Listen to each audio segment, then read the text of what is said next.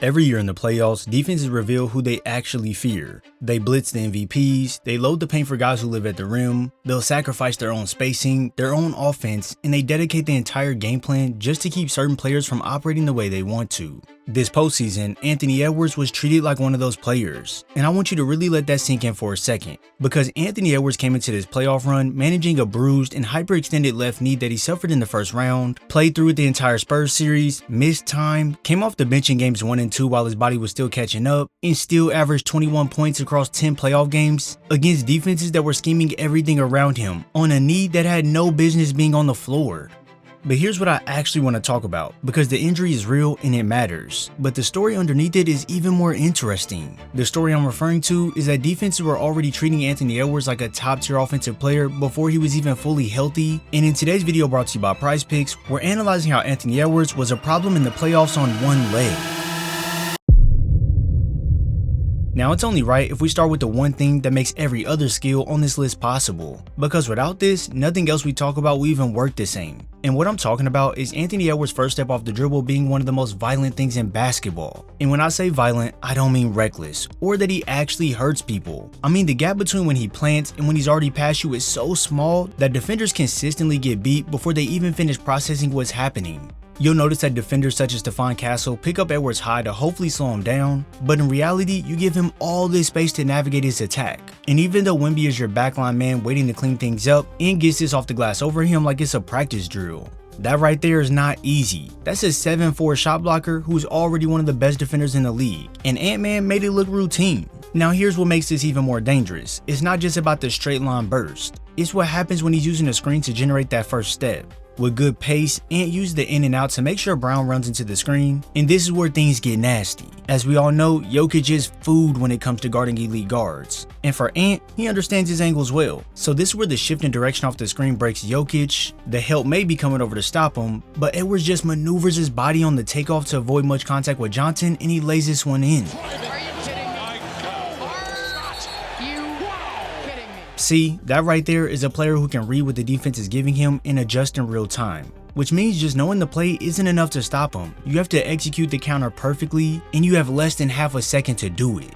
Many times defenders will think they're glued to him, only then to be shaken by a spin back the other way where he uses the screen. And anytime Ant has a big in front of him like we see here, all it takes is one quick move, such as a push cross towards the middle, and now you can pretty much put 2 on the board.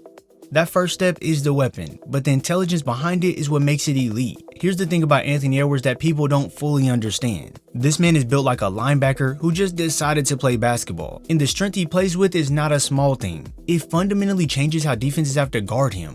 When you look at guys like Jalen Brunson, it's a lot of footwork that tends to help him beat defenders, but with Ant, it's that burst paired with the fear used at the right time that gets the defender. Like look right here, you can see that Edwards catches the ball at half court, and Gordon has to come out far due to the threat of Ant shooting the ball, and he doesn't want to just allow him to get into his game with ease. But in reality, it plays in Ant's hands, as once he's ready to shift gears, he'll end up right past you to grab that and one. Many times he'll use that burst of speed at the perfect time to just make defenders look glued to the floor when he pushes right past them, and then to keep the help from contesting, they know Ant is someone who can put him on a highlight reel anytime he wants to. So when you take that into account, along with Jokic being not so great of a rim protector, this just makes things easy. Now some of you might say that the defense isn't that great, so it makes it seem like he's scoring with ease. Well, I want you to watch how tight Johnson is pressuring Ant as he's trying to make some space. And yeah, it might seem like he has him locked up, but with every great scorer, all it takes is one move to finally shift the defense out the picture, and now the lane is open to attack for the floater. He was smothered, there was defenders waiting, and he still gets the bucket due to his touch. That right there is genuinely something you can't teach, because it's not just the contact before the drive or the pressure. It's the smartness behind it, as when he feels that slight bump when he's already in pursuit, Edwards is crafty enough to immediately gather into a shot, and then he also has great body control to finish this off the glass. Edwards off glass, buckets, and the foul. That's not athleticism solely carrying that play. That's strength and body control working together, and when those two things are operating at this level at the same time, defenders are basically choosing between bad options every time he drops the ball. And don't even get me started on the fast break, because when he has the full head of steam and shifts the gear to get downhill, it doesn't matter if multiple defenders can test him, and is so locked in, he can knock down this leaning floater off the glass. And then if defenders don't get in front of him early enough to stop him from getting in the paint, well, here's the bucket plus one more. Now, as great as all that is, we have to key in on something that people mostly sleep on when talking about Anthony Edwards, and that's his defensive gravity. His offensive arsenal is so lethal in many different aspects, and when you have a player who defenses genuinely fear as an offensive weapon, they start making decisions in advance that could eventually hurt them. This is where we all would like to see Ant improve even more as a passer, as when he curls off the screen here, Jokic immediately slides over to cut off the drive, and a quick pocket pass to Randle is available. With that not being in Edwards' plans, he continues inside where he has another kick-out option to Naz Reid, but nah, he just wants to take this one for himself.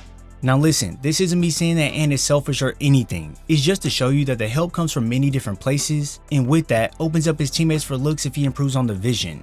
Like, trust me, every time the defender will bite hard when Ant makes a move, so even if it's a slight jab step, he can still manage to shift Vassell to break past him, and now one defender moves over, two defenders now are all the way in help, and then on the gather, you can see all three defenders around Ant.